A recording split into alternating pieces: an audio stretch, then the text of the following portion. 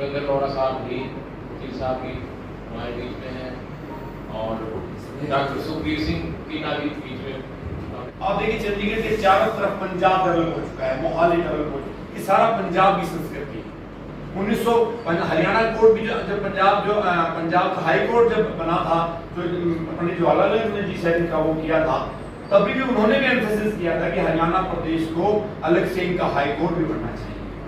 तो लिटरली हमारी सांस्कृतिक पहचान जो चोपड़ा साहब ने भी कही और तुझे ने कही, वो बिल्कुल धूमिल है चंडीगढ़ हमारी राजधानी होने की वजह से।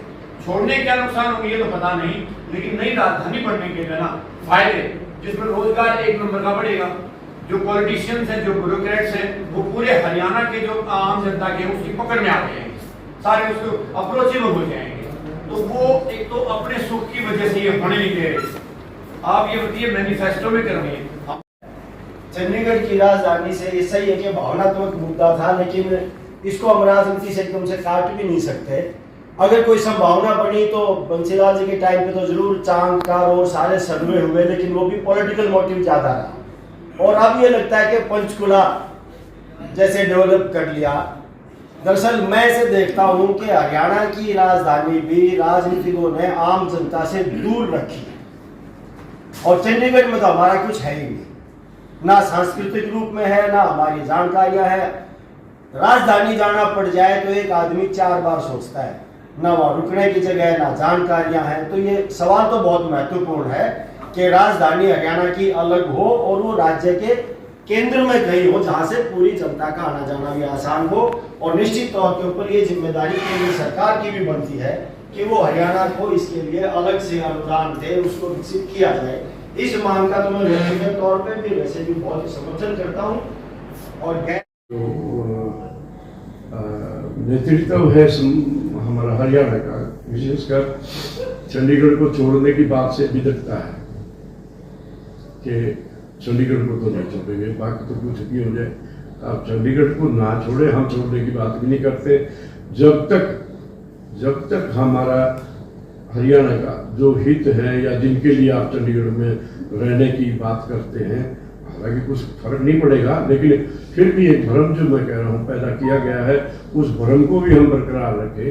हम चंडीगढ़ छोड़ने की बात भी नहीं करते हैं। हम ये कह रहे हैं कि दूसरे प्रदेशों की तरह हमारी अपनी एक राजधानी तो बना सकते हैं।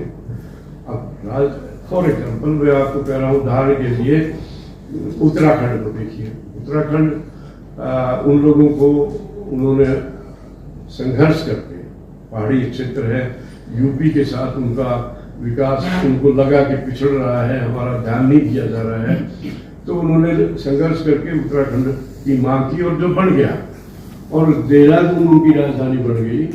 उनका हाईकोर्ट नैनीताल में है।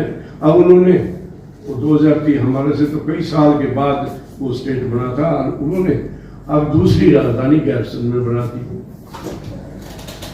एक उनके 2 क्षेत्र हैं बड़े, एक गढ़वाल है, एक कुमाऊं है, तो कुमाऊं क्षेत्र में गैरसन बना दिया।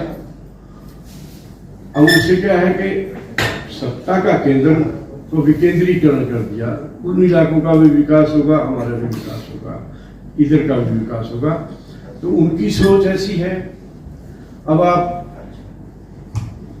दिया जिसने जो नहीं किया, क्यों किया, इन बातों का कोई अर्थ नहीं है। हम ये कहते हैं कि पहले से ही शुरुआत, हम फर्स्ट डे से ही शुरुआत करें, आज से शुरुआत करें, या किसी दिन से भी शुरुआत करें, नई शुरुआत करें, नए सोच के साथ, और एक रैशनल हमारी अप्रोच होनी चाहिए इस प्रॉब्लम के लिए। और हमारे नेतृत्व को केंद्रीय नेतृत्व से आग्रह करना चाहिए कि हमारी ये मुद्दे सुलझाइए। अब मैं कहना चाह रहा हूँ कि ये अभियान हमारा जो है हरियाणा बढ़ाओ अभियान के नाम से, ये उस पारंपरिक सोच को चैलेंज करता है कि ये सोच जो हमारी है, जो बनाई हुई है चंडीगढ़ के प्रति, ये सही नहीं है। और हमारे लिए ये जरूरी बन गया है, एक समय ऐसा आ गया है 57 साल के बाद कि ये जरूरी है कि हमको अलग होना ही, हमारा राजधानी, हमारा हाईकोर्ट अलग होने ही चाहिए। अब हमको ये एक बड़ा भ्रामक अर्धसत्य पे बेस्ड जो है एक प्रचार किया गया कि राजधानी में चंडीगढ़ में हमारा हिस्सा है और हम नहीं चाहेंगे। वो हिस्सा उसी तरह था कि एक भ्रामक प्रचार जैसे हमको बताया जाता था जब भाखड़ा का पानी आया कि इसमें से बिजली तो निकाल दी है और ये तो फोका पानी आप